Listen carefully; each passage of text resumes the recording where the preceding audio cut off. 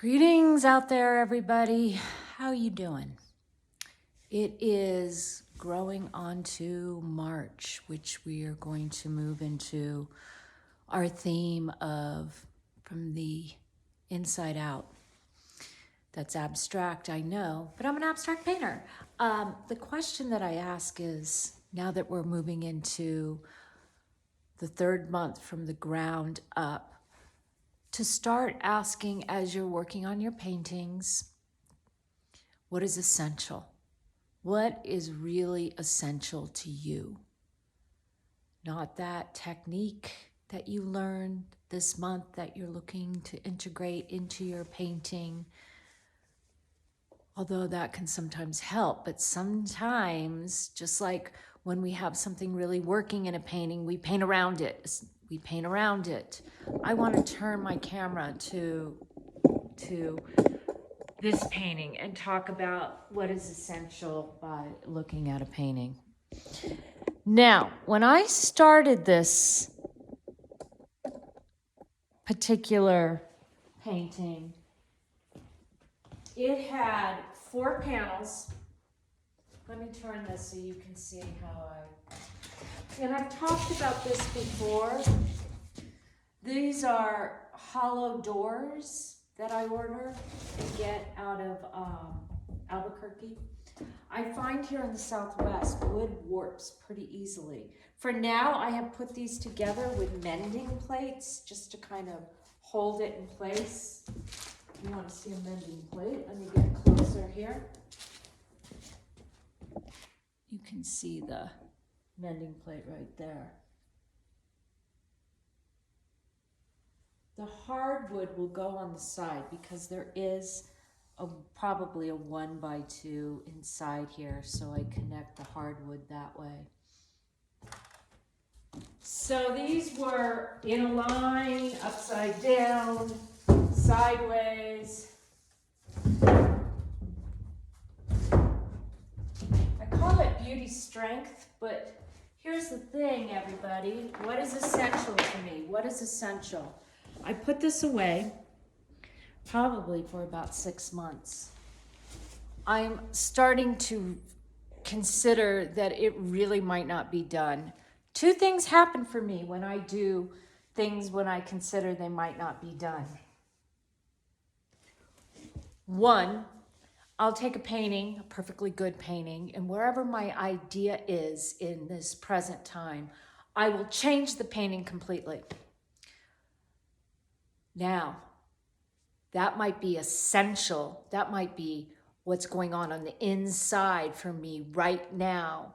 But am I about to demolish things happening that are working within a painting here, even though it was done now, 8 months ago? No, I'm going to sit down, like I'm going to ask you to sit with some of your paintings, perhaps even pull out paintings you've done in the past. Put them up.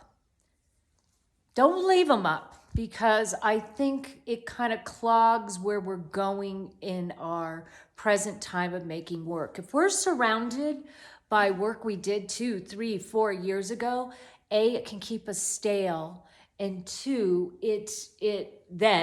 within being stale, we're either trying to repeat what we did in the past, or we are not allowing for the new, the muse to come in and have a seat at our table as we are plowing along, mucking about, looking for that next brilliancy of ourselves. Okay, so let's get back to talking about this painting. You're going to pull out your own paintings, maybe something you made years ago, or just something you turned upside down for a while, or turned it to the other side of the wall because you weren't sure where it needed to go next. So if I use my discernment and I look at this, I'm going to say one of the weakest links, one of the most beautiful, but the weakest links is what's happening in here. Without throwing the baby out with the bathwater,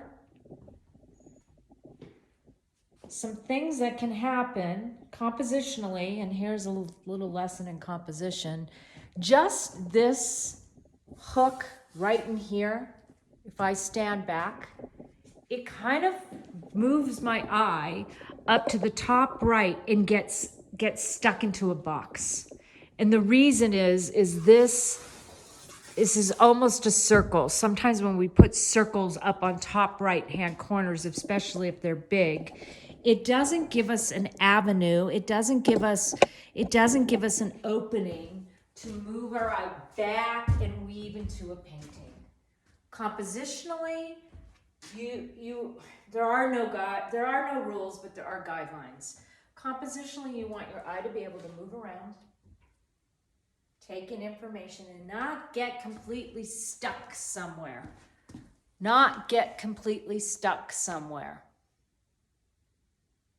Those are some of the challenges.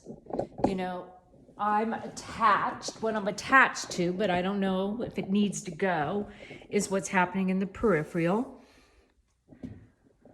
I'm attached to the idea of ghost vessel happening down here on the bottom. What I'm not attached to, and also what might not be working, is that top right-hand corner. The milk washy yellow, where maybe I get darker.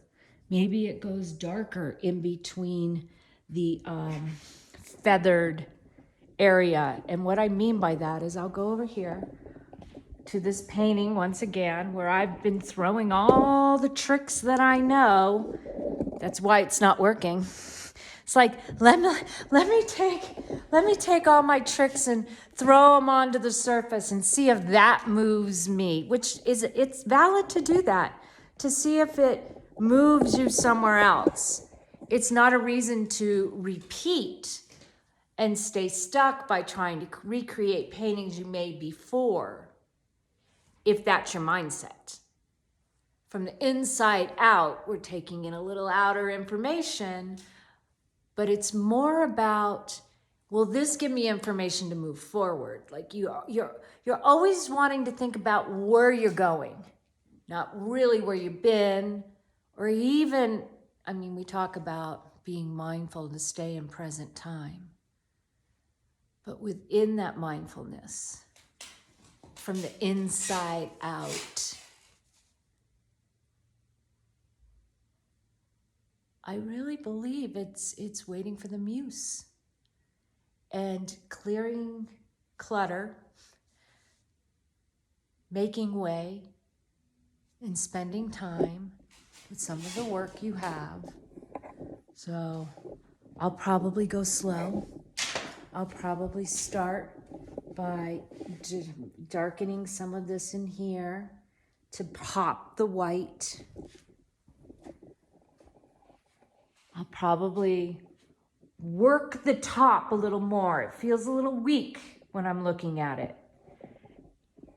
The bottom is a bit busy, but that's okay. You can see some of the leftover little wings that I did right there as well. And I'm going to report back to you on the 15th